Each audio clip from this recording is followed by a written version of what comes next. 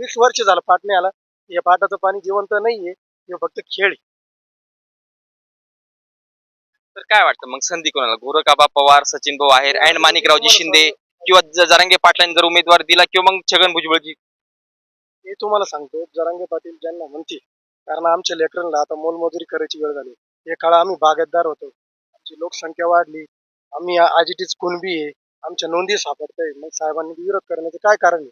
जर आम्ही कायदेशीर प्रणालीमध्ये जर जातोय तर काय अडचण आहे तुम्हाला? आम्ही म्हणजे अप्रत्यक्षरित्या जर येत असेल कुणबी प्रकरणात नाही तर ओबीसी मध्ये, तर तुम्ही आम्हाला थेट विरोध करू शकता. आम्ही जर कुणबी आहे तर विरोध करण्याचं काय कारण आहे?